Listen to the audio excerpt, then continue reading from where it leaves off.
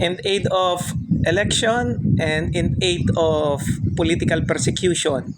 Yan ay nakikita ng taong bayan, no, sa hearing na ginagawa ni Senator Bato de la Rosa sa kanyang committee na Public Order and Safety sa Senado.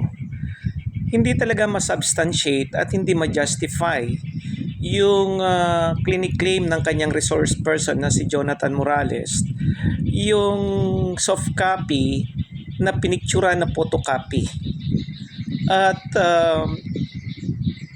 wala siyang ibang document, even yung magpo-prove na yung kanyang kinuhang salaysay according to Morales na magpapatunay na yun talaga ay may nagsalaysay. So panay hearsay lang. At totoo naman, sana makinig si Bato de la Rosa dahil very obvious na yung kanyang ginagawa na nagiging committee de chismis ang kanyang komite. Dahil panay hearsay at sinasabi na nga ng mga involved na sinasabi ni Mr. Morales na mga opisina na hanggang doon sa question niya na yung oras ng pagpapadrug test hanggang dumating yung taga St. Luke's at yung mga expert na nagsasabi na yun ay authentic at dumaan sa standard operating procedure kung paano tinest yung drug testing ni Pangulong Bongbong Marcos na dati senador at nag-negative nga sa cocaine. So ngayon, kung ipapatawag pa si dating Executive Secretary Ochoa, pinatunayan na rin naman yung rason kung bakit siya pinatawag si Morales nung taga Malacanang, no? Sila Director Serapio yata yun, yung dating pulis. Ano naman ang i-expect mo na sasabihin ni former Executive Secretary Ochoa? Dapat yan ang pursigihin ni Bato. Si Maharlika na siya yung nagumpisa niyan.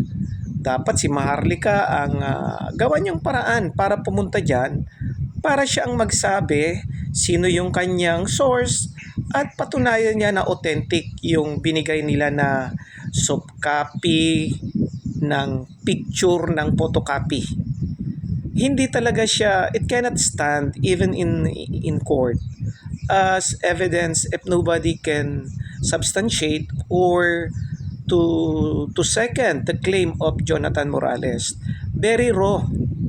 So nagiging committee de chismis talaga yan. Pero kung meron sana na isang tao, yung confidential agent ni Morales na, opo, ako po yung nag-feed at totoo po yan na nag-report ako kay Jonathan Morales at totoo po yun, yung document na yon, then that is another story. Pero ang laging sinasabi ni Morales na investigator lang daw siya at sinabi niya lang kung ano yung sinabi sa kanya, then I think the senators are doing their job because anong ibig sabihin ni Morales? Kung ano lang yung i-present niya, dapat pakinggan at hindi i-question at iti-test ang kanyang credibility. Dapat, alam sana ni Bato de la Rosa yata, that is the House of Senate.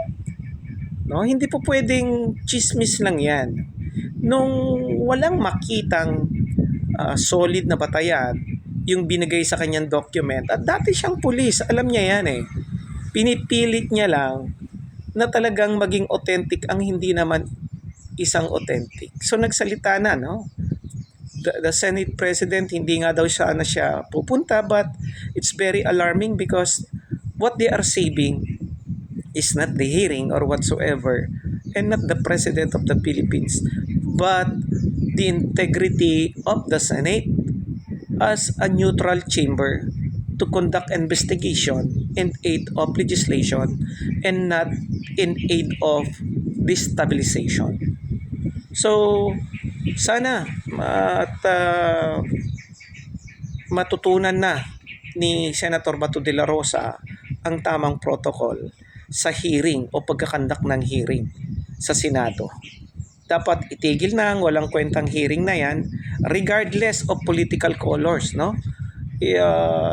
because it's no longer serving the purpose of knowing the what they call the PDEA leaks, because there were no leaks, because those documents were not official document of PDEA. So if that's not an official document of PDEA, so kahit magkalat yan, because hindi naman siya official document, so ano ang ililik? That is just merely chismis, according to Morales, supported by Bato de la Rosa. So that's be all, at yan ay opinion ko lang. Maraming salamat po.